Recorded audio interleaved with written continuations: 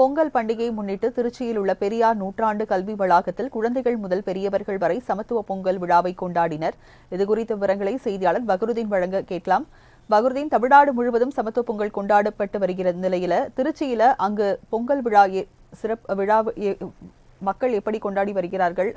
குறிப்பாக கல்லூரி மாணவர்கள் எப்படி கொண்டாடி வருகிறார்கள்? விவரங்களை பதிவு பண்ணுங்க. ராஜலட்சுமி, அதாவது தமிழகம் முழுவதுமே பொங்கல் விழா வெகு சிறப்பாக வருடந்தோறும் கொண்டாடப்படும். அந்த வகையில் விடுமுறைக்கு முன்னதாகவே பல்வேறு கல்லூரி மற்றும் பள்ளிகளில் இந்த பொங்கல் விழா களை கட்டும்.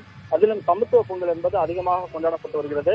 இதன் ஒரு பகுதியாக தான் பெரியார் நூற்றாண்டு கல்வி வளாகத்தில் பிரம்மாண்டமான சமத்துவ பொங்கல் திருவிழா என்பது திருச்சி கேகே நகர் பகுதியில் உள்ள அந்த வளாகத்தில் தற்போது கொண்டாடப்பட்டு வருகிறது.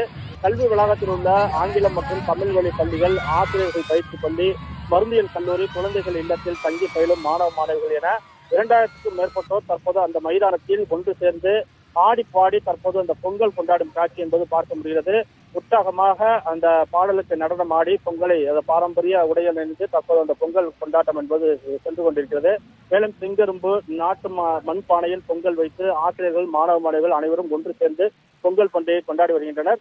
இந்த நிகழ்வில் சீதா தலைவரும் அதே போன்று கல்வி நிறுவன குழும தலைவருமாக இருக்கக்கூடிய வீரமணி அவர்கள் கலந்து கொண்டு மாணவ மாணவிகளுக்கு பொங்கல் வாழ்த்து கூறி அவர்களுக்கு பொங்கல் ஊட்டி தற்போது இந்த பொங்கல் கொண்டாட்டம் என்பது நடைபெற்று வருகிறது. மேலும் இந்த கலை நிகழ்ச்சியை பார்வையிட்டு அந்த குழந்தைகளோடு புகைப்படம் எடுக்கும் நிகழ்வும் தற்போது நடைபெற்று வருகிறது. உற்சாகமாக இந்த பகுதியில் சமத்துவ பொங்கல் என்பது தற்போது கொண்டாடப்பட்டு வருகிறது. ராஜலட்சுமி,